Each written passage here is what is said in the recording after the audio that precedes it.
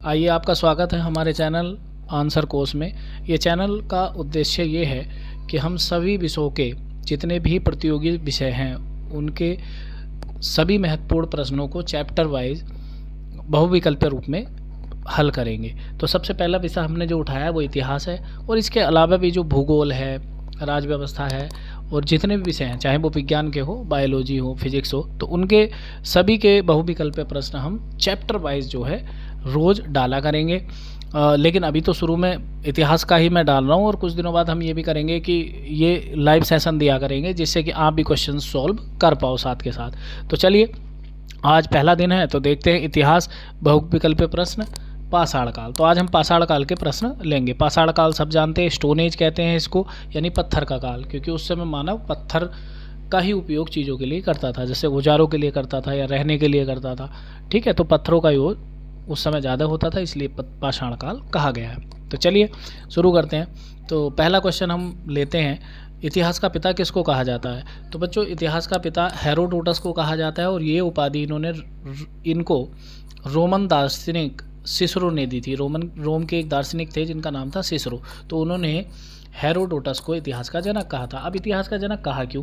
क्योंकि बच्चों, आप जानते हैं हेरोडोटस की एक किताब है जिसका नाम है हिस्टोरिका। क्या है जिसका नाम? हिस्टोरिका। तो हिस्टोरिका जो है वो पहली इतिहास की किताब है, पहली इतिहास की किताब है जिसमें जो मानव घटनाएं हैं, ह्यूमन इवेंट्स हैं, उनको क्रमबद्ध लिखा गया है। और इसी को इतिहास कहते हैं कि मानव घटनाओं को क्रमबद्धता से लिखना, उनकी जानकारी देना, जिससे कि वो अगले समय में मिल पाए, आने वाले समय में। तो उसी को जो है इतिहास कहा जाता। तो हेरोडोटस को सिसरो ने क्या कहा? इतिहास का पिता कहा। और क्यों कहा? क्योंकि ये पहले ऐसे दार्शनिक थे जिन्होंने मानवीय घटनाओं को एक पुस्तक में लिखा, और उस पुस्तक का नाम क्या है? हिस्टोरिका। और ये इतिहास के प्रथम पुस्तक कहलाती है ना। इन्होंने शैक्षिक महत्व दिया ना इतिहास को। अब एजुकेशन में आज इसीलिए तो पढ़ रहे हैं, क्योंकि इतिहास के इवेंट हिस्टोरिका में मिलते हैं, हम उनको पढ़ रहे हैं। चलिए, तो हेरोडोटस पहले का आंसर हुआ। दूसरा देखते हैं, जिस काल में मानव की घटनाओं का कोई लिखित वर्णन नहीं है, उस काल को क्या कहा जाता है?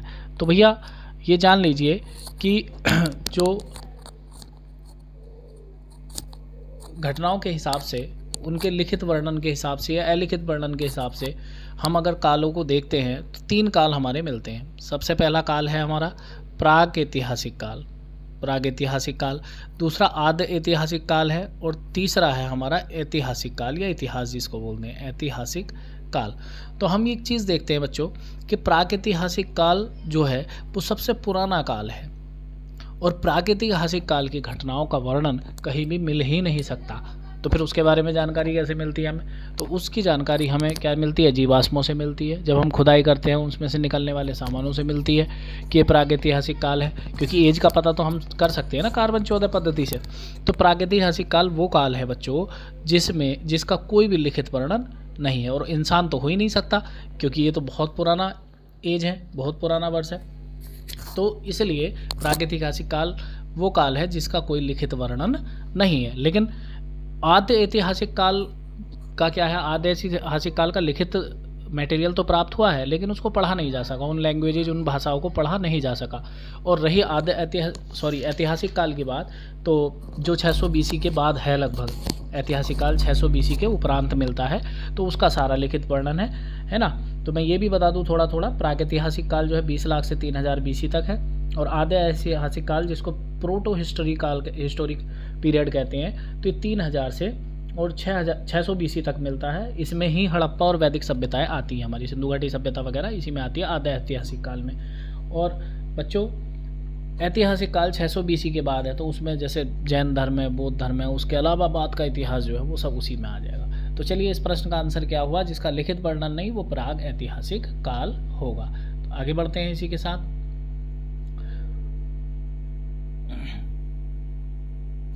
मानव जीवन की घटनाओं का लिखित वर्णन क्या कहलाता है? तो भैया, मानव जीवन की घटनाओं, मैंने अभी बताया ह्यूमन इवेंट्स की अगर बात करते हैं, ह्यूमन इवेंट्स, मानव घटनाएं, उनका लिखित वर्णन वही तो इतिहास बन जाता है एक टाइम में, है ना। आज की घटनाओं को भी अगर आप लिखेंगे तो कल के दिन वो क्या हो जाएंगी? इतिहास बन जाएंगी, और उनको पढ़ पाएंगे। तो मानव जीवन की जो घटनाएं हैं उन्हीं का लिखित वर्णन क्या कहलाता है बच्चों? इतिहास कहलाता है। चलिए, आग का आविष्कार किस युग में हुआ? चलिए देखते हैं आग का आविष्कार की अगर हम बात करते हैं तो वो पुरापाषाण काल में हुआ है ना। पुरापाषाण काल में आग का आविष्कार हुआ है, लेकिन आविष्कार और प्रयोग में अंतर है ना। आविष्कार और उपयोग में अंतर है। पुरापाषाण काल में आग का आविष्कार तो हुआ, आविष्कार का क्या मतलब होता है, खोज हो गई आग की, लेकिन उसका नियमित उपयोग जो है पुरापाषाण काल में नहीं हो पाया। और उसका यूज जो है, बहुत ज़्यादा यूज जो हुआ है वो नवपाषाण काल में हुआ है। तो ध्यान इस बात को समझेंगे, आग से क्वेश्चन बहुत ज़्यादा आता है। इसका आविष्कार या इसकी खोज पुरापाषाण काल, लेकिन इसका उपयोग प्रयोग जो हुआ है वो किस में हुआ है, वो नवपाषाण काल में हुआ है। सारे का सारा किस में हुआ है, नवपाषाण काल। ध्यान रखेंगे इस बात का। तो इस क्वेश्चन का आविष्कार, इसमें तो आविष्कार दिया है, तो इसका आंसर क्या हो गया, पुरापाषाण काल। अच्छा, एक क्वेश्चन इसी पे बनता है पहिए का। तो पहिए का आविष्कार भी नवपाषाण काल में हुआ है और उपयोग भी नवपाषाण काल में हुआ है। लेकिन आग से संबंधित क्वेश्चन आए तो कंफ्यूज होने की आवश्यकता नहीं है। चलते हैं फिर आगे इसी के साथ। पुरापाषाण युग में मानव की जीविका का मुख्य आधार क्या था? भैया पुरापाषाण काल की अगर बात करते हैं तो पुरापाषाण काल में भाई बहुत पुराना, पुरापाषाण काल में पत्थर के युग से भी पुराना प्राचीन काल पुरापाषाण काल। तो भाई पाषाण युग को, स्टोन एज को 3 हिस्सों में बांटा है। पाषाण युग को 3 हिस्सों में बांटा है। एक तो पुरापाषाण काल, दूसरा मध्यपाषाण काल और तीसरा नवपाषाण काल। तो पाषाण काल तो पाषाण काल का सबसे पुराना हिस्सा है जिसमें केवल पत्थर थे। और केवल पत्थर होने का मतलब पत्थरों के औजार हुआ करते थे, वो भी किस लिए, वो भी शिकार करने के लिए। किस लिए, शिकार करने के लिए। तो उस समय केवल पुरापाषाण काल में मानव जीविका का मुख्य आधार केवल और केवल शिकार था। खेती हो ही नहीं सकता था क्योंकि औजार, धातु ही नहीं थी, और खेती में धातुएं चाहिए होती थी। जैसे कि अगर खेत को जोतना है या और अन्य कुदाल का प्रयोग करना है तो वो सब नहीं था। पशुपालन अभी नहीं आया था क्योंकि अभी आदमी इतना विकसित नहीं हुआ था। उद्योग धंधों का तो कोई मतलब ही नहीं है। तो आप समझ गए कि यहाँ केवल और केवल शिकार। आदमी पुरापाषाण काल में क्या हुआ करता था, नोमैड, यानी कि वो इधर उधर घूम के जो है जीवन यापन किया करता था, है ना, खाना बदोश जिसको बोलते हैं। और शिकार करता था, पशुओं को मारता था और अपना जीवन यापन करता था। चलिए आगे बढ़ते हैं। अगला क्वेश्चन, पहिए का आविष्कार किस युग में हुआ माना जाता है? तो पहिए का आविष्कार और उपयोग दोनों ही नवपाषाण युग में हुए हैं। नवपाषाण युग में हुए हैं। ठीक है, तो चलिए आगे बढ़ते हैं। मानव का प्राचीनतम इतिहास किस काल से संबंधित है? मानव का प्राचीनतम इतिहास किस काल से संबंधित है? तो किस काल से संबंधित है आप कि इसमें देखो थोड़ा सा डाउट बच्चों लगेगा कि हम देखो प्रागैतिहासिक काल अगर हम कहते हैं तो वो जो है वो हमें लिखित और अलिखित इतिहास के आधार पर हमने 3 हिस्सों में बांटा है। और पाषाण युग बोलते हैं तो पत्थर के हिसाब से बांटा है। तो ये तो हम मान के चलते हैं कितना भी पुराना मानव हो तो वो पत्थर का यूज ही करता होगा स्टार्टिंग में। तो इसलिए यहाँ इसका बेस्ट ऑप्शन जो है वो पाषाण युग है ना, पत्थर वाला काल। चलिए आगे चलते हैं। इसमें पूर्व पाषाण काल कह लो या पुरापाषाण काल कह लो, एक ही बात है ना। पुरापाषाण काल के मनुष्य कहाँ रहते थे? ऑब्वियसली पूर्व पाषाण काल की बात हो गई। पुरापाषाण काल का मतलब 20 लाख से 10,000 BC के आसपास का पीरियड। और अगर हम इतने पुराने समय की बात करते हैं तो उस समय लोग घर तो बना ही नहीं सकते थे, तो कहाँ रहते होंगे? तो ऑब्वियसली पत्थर से रिलेटेड था वो काल भी। और पत्थर से रिलेटेड का मतलब पत्थर के पहाड़ या पत्थर के कंदराए या पत्थरों की गुफाएं, तो उनमें ही रहा करते थे। तो डी ऑप्शन इसका बिल्कुल सही ऑप्शन है। D option is the correct option. चलिए आगे बढ़ते हैं इसी के साथ। पूर्व पाषाण युग के, यानी पूर्व को आप पूरा भी कह सकते हैं, मैं बार बार इस बात को इंगित कर रहा हूँ कि पूरा पाषाण युग के हथियार किस चीज़ के बने होते थे? तो वो किस चीज़ के बने होंगे ये देखिए आप, पूरा पाषाण काल के युग के। तो वैसे तो एक चीज़ मैं बता दूं बच्चों, जब हम शिकार करते थे तो पत्थर से करते थे, लेकिन बाद में वो जो बड़े बड़े जानवर होते थे तो उनकी हड्डियां भी इस काम में आती थी कि उनके हम औजार बना सकते हो। और लकड़ी तो जंगलों में पाई जाती थी। तो ये तीनों चीज़ें ऐसी हैं। तो यहाँ इसका सही ऑप्शन डी होगा। उपयोग सभी नहीं, उपयुक्त सभी। यहाँ ये गलत लिखा है, तो इसका सही ऑप्शन क्या हो जाएगा? उपर्युक्त सभी, क्योंकि तीनों चीज़ उस समय अवेलेबल थी। आप ये नहीं कह सकते। लेकिन धातु कोई नहीं थी। धातु तो भाई बाद में आई, बहुत बाद में आई है। तो धातु की तो कोई चीज़ है नहीं। पत्थर अवेलेबल था, हड्डी अवेलेबल थी, जानवरों को मार के हड्डियाँ जो थी बड़े बड़े जानवरों की, तो उनके भी औजार बनाए गए हैं। लकड़ी तो उपर्युक्त सभी, ये उपयोग सभी लिख रखा है, ये गलत है। चलिए आगे बढ़ते हैं इसी के साथ। मध्य पाषाण युग के मनुष्य की जीविका का मुख्य साधन क्या था? तो चलिए देखते हैं। मध्य पाषाण युग, मध्य पाषाण युग, पुरापाषाण, फिर मध्य पाषाण और फिर नवपाषाण आता है। तो जैसे जैसे हम आगे बढ़ते हैं तो आदमी थोड़ा थोड़ा विकसित होना शुरू हो जाता है। और हमारा क्वेश्चन है कि मध्य पाषाण युग के मनुष्य के जीविका का मुख्य साधन क्या था, यानी कि वो किस तरह अपना जीवन यापन करता था। तो हम देखेंगे शिकार। तो अब ह्यूमन डेवलप हो गया था, मानव डेवलप हो गया था। तो पहले तो आखेट करता था, शिकार करता था, लेकिन अब वो पशुपालन भी करने लगा था। और जब पशुपालन भी करने लगा था, शिकार, और ये पानी, ये थोड़ा सा गलत है। यहाँ पानी का तो कोई मतलब नहीं है। पानी तो वही शुरू से ही पीता था, चाहे कैसा भी हो मानव। नदियाँ तो पहले से ही थी, तो पानी पीता था। तो ये ऑप्शन थोड़ा सा गलत है। तो यहाँ उपयुक्त सभी कर सकते हैं। भाई आजीविका का मुख्य साधन, पानी तो पहले से ही पीता था वो, लेकिन अब शिकार के साथ क्या आ चुका था? पशुपालन। तो ये उपयुक्त सभी लगा देंगे, यहाँ एक करेक्ट हो जाएगा। चलिए, पूर्व पाषाण यानी पुरापाषाण काल का प्रथम आविष्कार क्या है? तो मैं बता दूं, पुरापाषाण काल का प्रथम जो आविष्कार है यानी कि खोज है वो है आग। क्या खोज है? आग। लेकिन मैंने पहले भी बताया था कि इसकी खोज, आग की खोज केवल पुरापाषाण काल में हुई है, लेकिन उसका उपयोग जो है बाद में जाके नवपाषाण काल के आसपास कहीं हुआ है, नियमित रूप से, है ना। हल्का फुल्का यूज होता था, वो एक अलग बात है। आगे चलते हैं। नवपाषाण युग में मानव ने किस पशु को पालतू बनाया? तो इसका सही ऑप्शन बच्चों होगा कुत्ता। कुत्ते को जो है मानव ने पालतू पशु बनाया था। सबसे पहला पालतू जानवर जो है वो कुत्ता है। और जैसा कि आप देख सकते हैं कि जो जम्मू कश्मीर है उसका बुर्ज होम था। बुर्ज होम एक जगह थी जहाँ से जो आदमी की समाधि मिली है, तो उसमें एक कुत्ता भी दफनाया गया है। तो इस तरह से कुत्ते के साक्ष्य मिलते हैं। कुत्ता पहला पालतू पशु माना गया है, क्योंकि ये दिखाया है कि जब समाधि के साथ अपनाया जा रहा है तो हो सकता है वो ज़्यादा प्यारा कुत्ता होगा, या पालतू पशु से प्यार होता ही है, आदमी को लगाव होता है, तो कुत्ता माना जाता है पहला पालतू पशु। ठीक है। हालांकि सिंधु घाटी सभ्यता में कुत्ते के कहीं साक्ष्य नहीं मिलते हैं, तो वो आगे 14 नेक्स्ट। चलिए इसमें देखते हैं। नवपाषाण युग का सर्वप्रथम औजार क्या था? तो मैंने बताया आपको नवपाषाण काल। नवपाषाण काल जो है पुरापाषाण काल, मध्य पाषाण काल और फिर आया नवपाषाण। नवपाषाण काल में बच्चों काफ़ी डेवलप हो चुका था मानव, ये मैं बता चुका हूँ। और आग का मैंने ये भी बताया कि आग का आविष्कार तो पुरापाषाण काल में हुआ था, लेकिन सही उन्नियमित यूज जो हुआ था नवपाषाण काल में आग का हुआ था। तो इसमें पत्थर की कुल्हाड़ी इसका सही ऑप्शन है कि नवपाषाण युग में सर्वप्रथम औजार क्या था? पत्थर की कुल्हाड़ी। तो हैंड एक्स तो पहले ही आ गई थी पुरापाषाण काल में। हैंड एक्स माने हाथ वाली कुल्हाड़ी सॉरी। तो उसमें लेकिन एक प्रॉब्लम थी कि उसमें पीछे जो था डंडा नहीं था। लेकिन नवपाषाण काल युग का ये सर्वप्रथम औजार रहा पत्थर की कुल्हाड़ी। तो ध्यान रखेंगे इसका सही ऑप्शन पत्थर की कुल्हाड़ी। और यहाँ हैंड एक्स नहीं है, ये इसमें डंडा था और ये कुल्हाड़ी जो है अपडेटेड थी। हालांकि धातु की तो नहीं थी ये अभी फिलहाल। तो चलिए देखते हैं, आगे बढ़ते हैं। पाषाण युग में मानव अपने मृतकों का अंतिम संस्कार कैसे करता था? तो जलाने की प्रथा नहीं थी बच्चों, पहले दफनाया जाता था। दफनाकर पहले शवों का अंतिम संस्कार किया जाता था। नेक्स्ट, प्राचीन काल में मिट्टी के बर्तन का उपयोग सर्वप्रथम किस काल में हुआ है? तो प्राचीन काल में मिट्टी के बर्तनों को मृत भांड भी कहा जाता है। और मृत भांड जो है वो नवपाषाण काल से ही स्टार्ट हुए थे। ठीक है। मृत भांडों का उपयोग जो है बच्चों नवपाषाण काल से हुआ था। तो इसका ये ऑप्शन सही हो जाएगा। आगे बढ़ते हैं। प्राचीन काल में मनुष्यों में स्थायी निवास की प्रवृत्ति किस युग में आई थी? प्राचीन काल में मनुष्यों में स्थायी निवास का मतलब क्या था?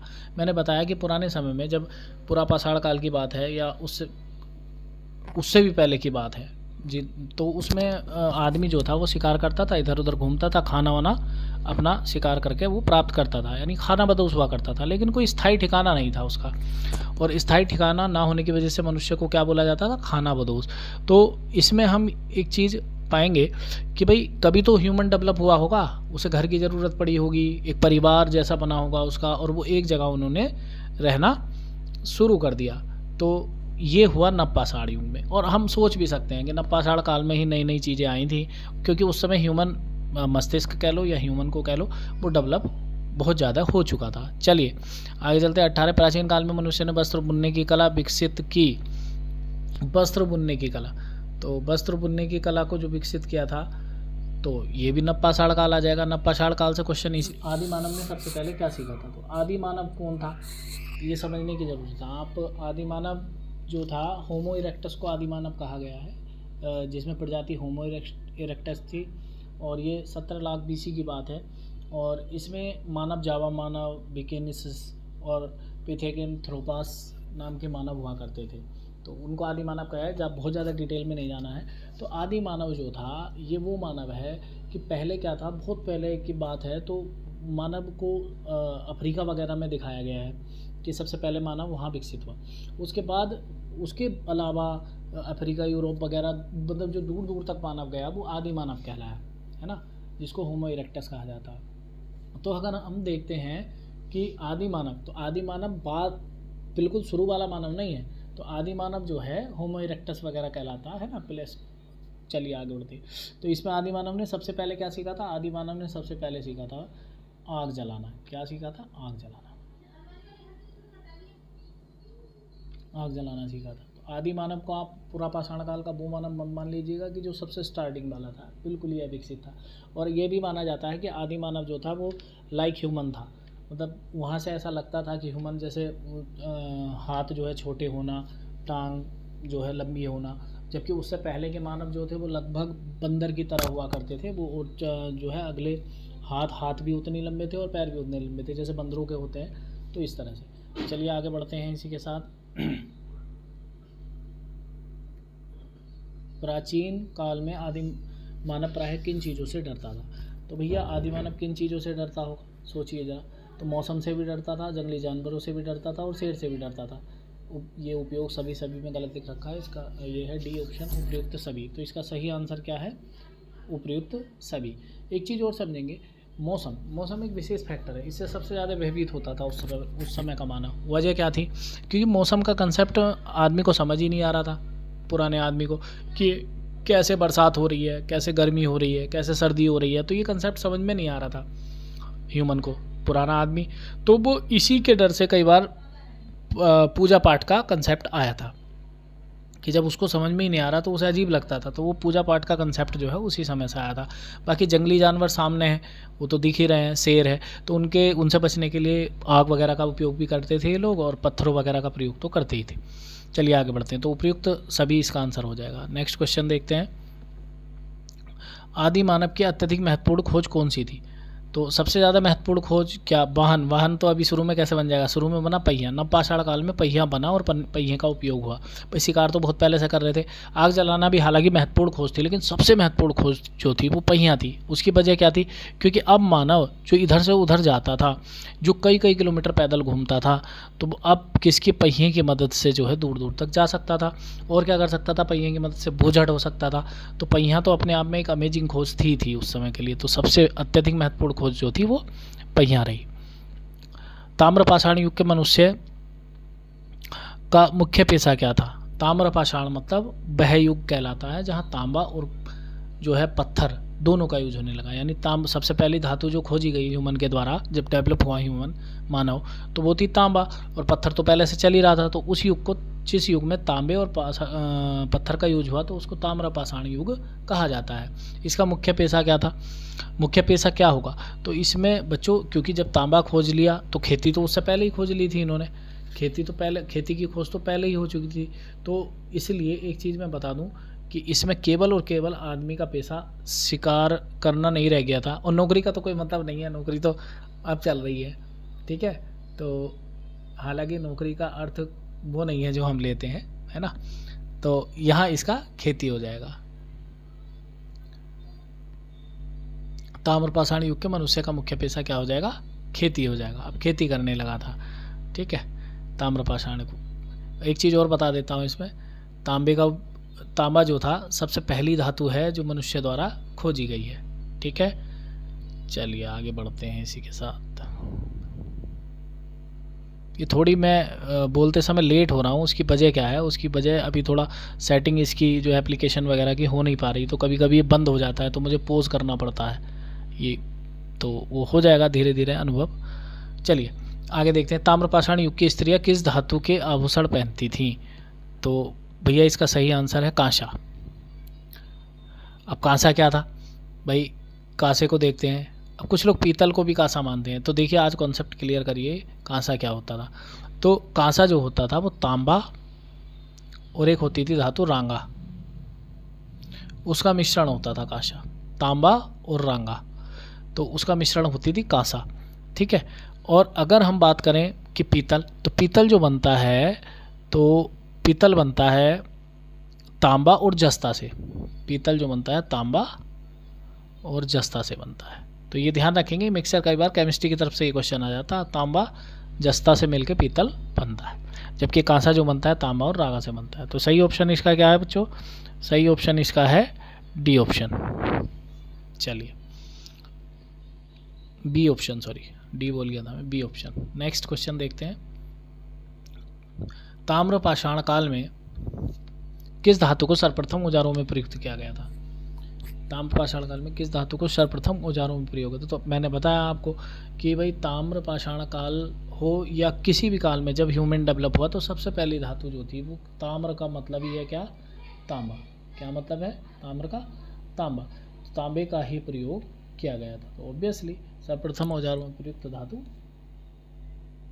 तांबा हो जाएगी। सी ऑप्शन इसका करेक्ट हो जाएगा। चलिए नेक्स्ट। किस काल में मनुष्य ने पत्थर और तांबे के औजारों का साथ साथ प्रयोग किया है? तो ये तो अभी मैंने बताया, पत्थर को पाषाण बोलते हैं, तांबे को ताम्र बोलते हैं, तो ताम्र पाषाण काल, तो ताम्र पाषाण काल सही हो जाएगा इसका आंसर।